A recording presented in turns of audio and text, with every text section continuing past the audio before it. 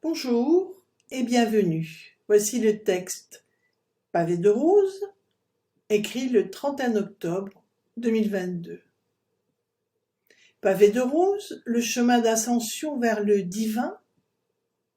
Eh bien non. Mais en revanche, renforçant détermination, rassurance, estime de soi, absolument.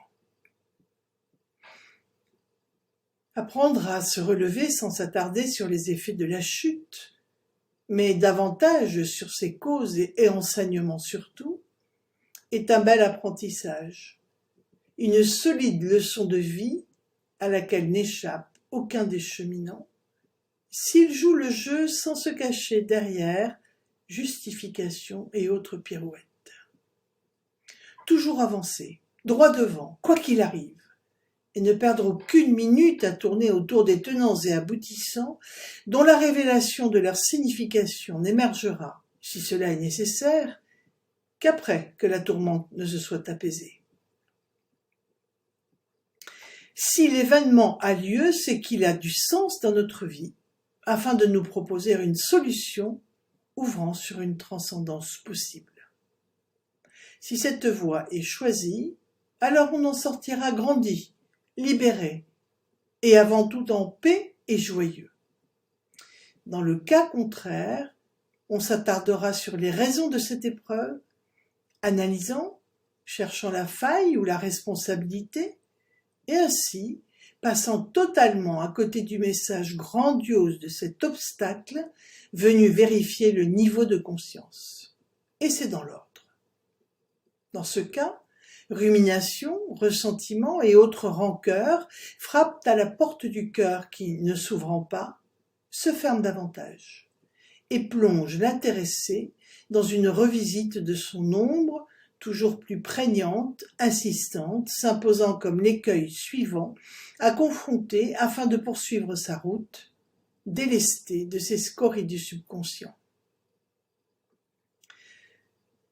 D'une manière ou d'une autre, la vie une propose de grandir et transcender, qui n'est pas sublimé, chaque étape, afin d'en extraire le fruit de l'expérience toujours pour le meilleur, jamais pour le pire, quels que soient bien évidemment les renoncements et deuils à traverser.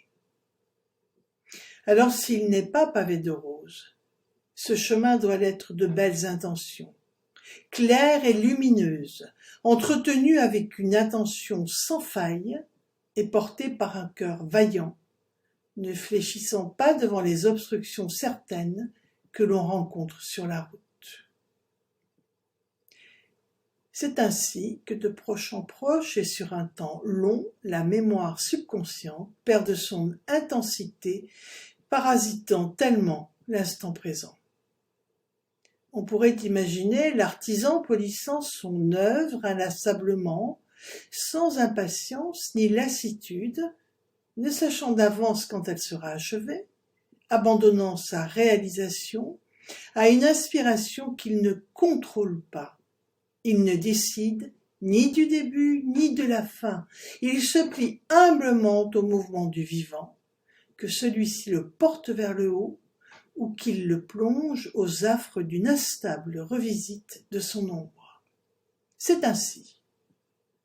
De haut en bas et inversement, nous foulons tantôt la voie lumineuse, tantôt la sombre, jusqu'au jour où, détachés d'une dualité accentuant ses va-et-vient, nous sommes en mesure de progresser au gré des fluctuations éveilleuses, sans pour autant s'attarder sur les situations heureuses ou malheureuses ou perçues comme telles, présentes uniquement parce que d'une part c'est la vie et d'autre part parce qu'elles sont, selon notre réponse, les témoignages flagrants de notre discernement. S'il n'est pas pavé de roses, le parcours, selon comment on s'y tient, est pourtant embelli de belles révélations sur soi.